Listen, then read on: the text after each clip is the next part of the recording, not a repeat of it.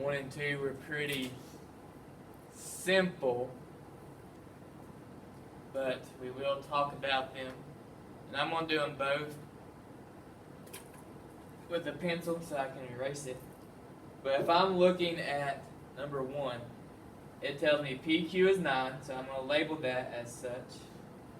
And then QR is 28, and it wants me to find PR, the total thing. Now if you look at this, there's 3 different pieces to each of these segments right now, right? I have a small piece, I put them together and they make the whole. Well, you'll be asked to find every different piece of that whenever we're working with problems. But number 1, this should be easy. If I have the 2 small pieces, how do I get the whole? I just add them together, right? 9 plus 28 equals 37.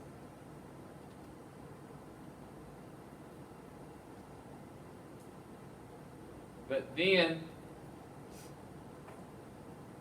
if I'm doing number 2, it tells me QR is 17, and then PR is 21. So you have to look and be careful. PR is not PQ, right? PR is the total length. And it's want me to find PQ. And so this is where we're going to start getting into a little bit of algebra stuff. Anytime it's, no, I'll say anytime, but most of the time when it says find something in this class, it means you're going to have to put a variable for that. And we're going to make that an x. If we're trying to find PQ, we don't know what that is, right? So it's not a number. But if I make that an x, I know some of you can just look at this and just go 21 minus 17. But still, and you'll notice whenever we get down into the next problems, it'll be more important. You still need to have it as this piece plus this piece equals the whole thing.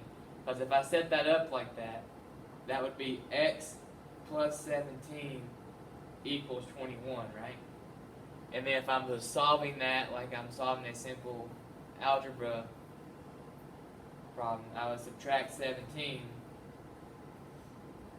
x would equal 4, or PQ would equal 4. And the reason I say to always set it up like that is because now when I get down to number 3, we'll do 3 and 4 together.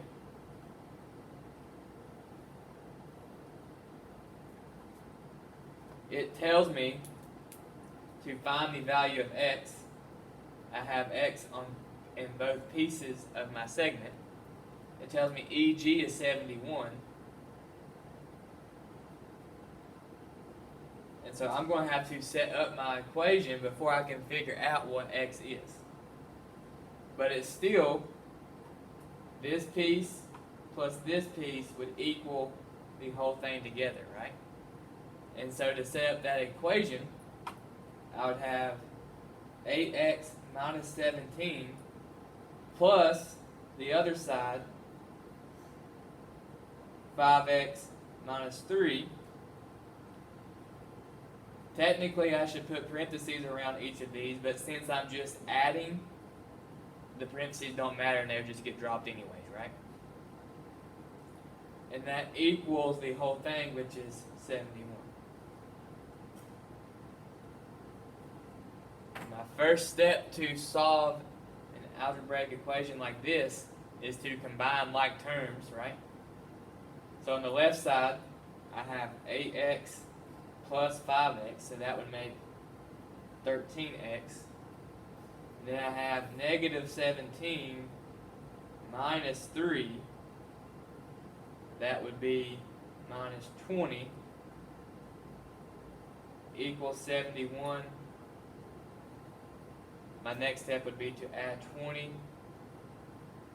If you have a handheld calculator or a calculator on your phone, you can use that. But we'll also be using the calculator on your Chromebooks later. So 70 plus 21 is 91. then I'll divide by 13, and x is going to be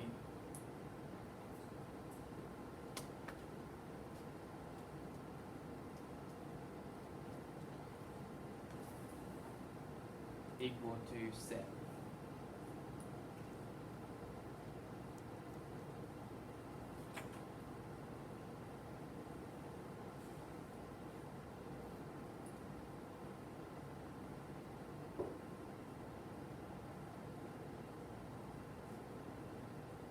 Did you have a question on that?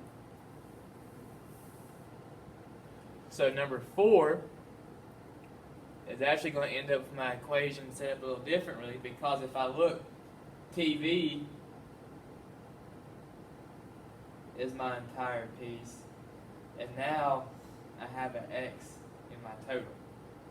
But it's still this piece plus the second piece equals the whole thing. So it's still going to be 9x plus 2 plus 5 equals 14x minus 8. But now I just have a little bit more complex of an equation to solve, right? Because I have an x on both sides of the equation. So the first thing I need to do is combine like terms. So on the left side I just have the plus 2 and the plus 5. So that'd be 9x plus 7. There's nothing on the right side I need to change.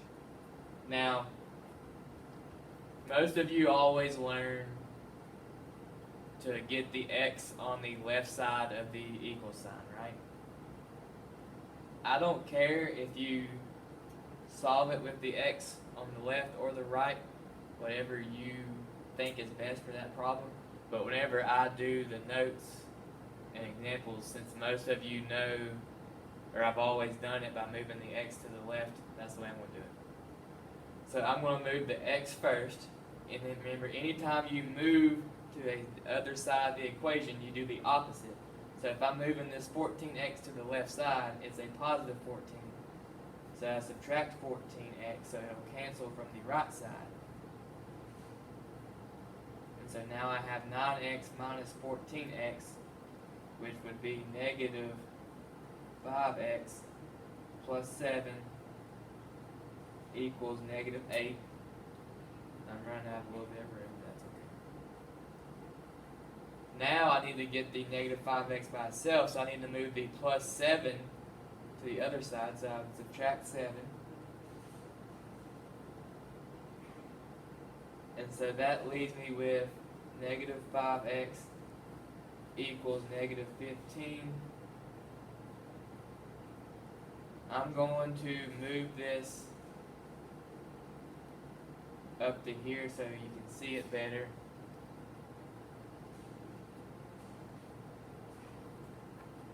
But I still have negative 5x equals negative 15. So then I have to divide by negative 5 to find the x. Negative 15 divided by negative 5 would be positive 3. But in this class, 95% of the time when you find x, you're not done. Because if I look at number 4, what does it actually say to find? It wants to know TU.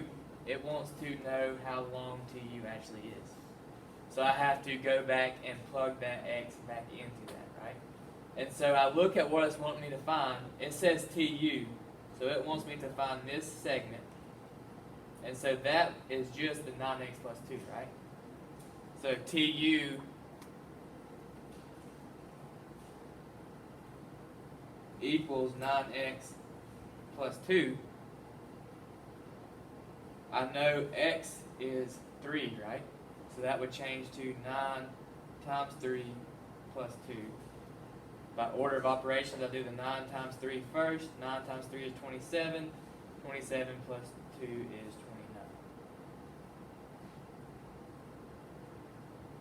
Questions? Alright, now do 5 and 6 on your own, and then we'll look and make sure you're understanding that.